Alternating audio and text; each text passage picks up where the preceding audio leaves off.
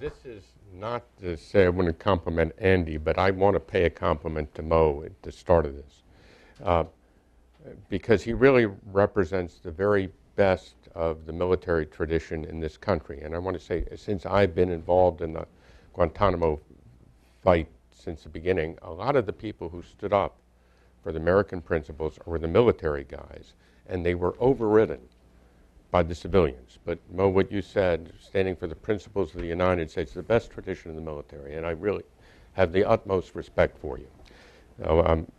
For my own personal story, look, I'm a little Jewish kid whose grandfather came from Russia in 1880 something, and one doesn't know whether the stories of your family are true, but we believe them. The story, my great-grandfather was a famous rabbi, and in the 1870s he read the Declaration of Independence and the Gettysburg Address, and he said, if there really is such a country, I want my children growing up there. And my grandfather and his three brothers came to the United States. My grandfather, more than any religion, my grandfather would recite the Declaration of Independence, the preamble, and the Gettysburg Address to his kids. And we came to believe those things as the most important thing. We believed in the principles of the United States and justice and the rule of law. And I believe really what Ronald Reagan said, that much more than our wealth or our power, our values are our greatest strength in the world. And I do believe what Mo said, and Andy said, that principles are not something you have on paper. They really they matter when they're tested, and you've got to do it. And I also believe, and I might screw it up, but Dante's saying that the worst places in hell are reserved for those who stand silent in the face of injustice. So that's what. Thank you. We'll open it up to questions. If you could identify yourself and ask a question, and wait for the microphone, so that the lady here with the blue dress. Hi, Alice Olstein with Free Speech Radio News. You spoke a little bit about the roadblocks from Congress.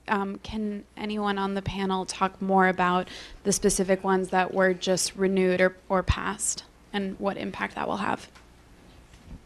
Yeah, as we were talking before we came in, I had mentioned this is becoming a New Year's Eve tradition. Congress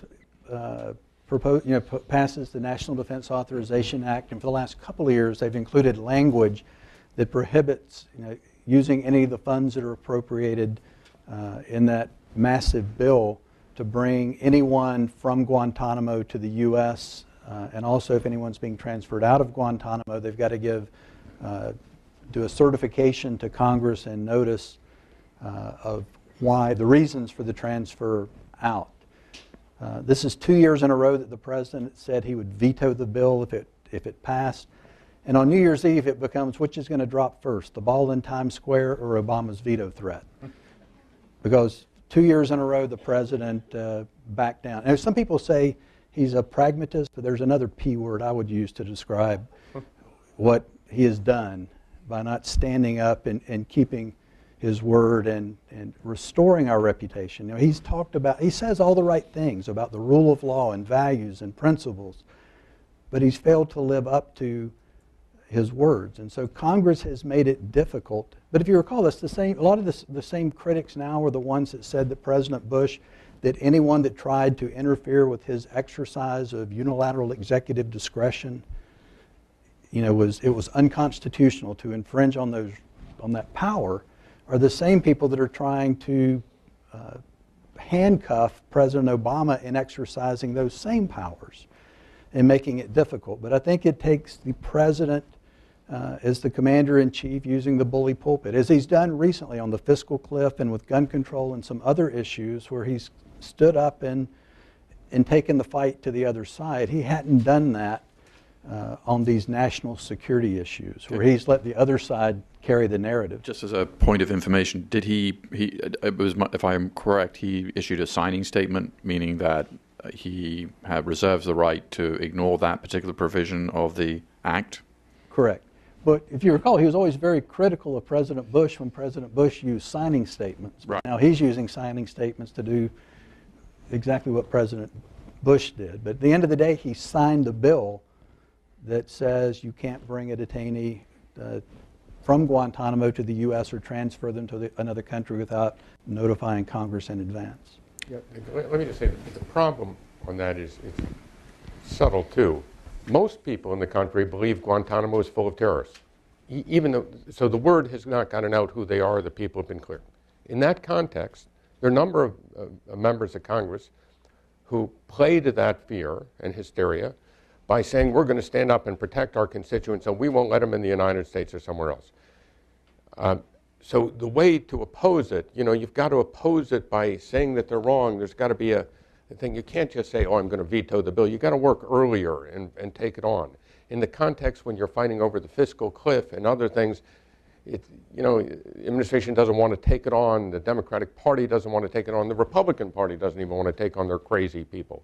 So the restrictions are in there. It needs to be a long-term plan of how you stop them from being in there, how you work this out. So, well, a question for any of you. The 86 people who've been cleared for release, perhaps there's a little more detail about who advocated for those releases. I mean, it was a task force run by Matthew Olson, who's now the head of the National Counterterrorism Center, a long-term DOJ lawyer.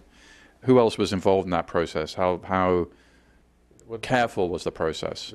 The process, after Obama was elected, it was really found, as Andy said, that you had these people in Guantanamo, and people were saying they're bad or everything. They didn't even know who they were.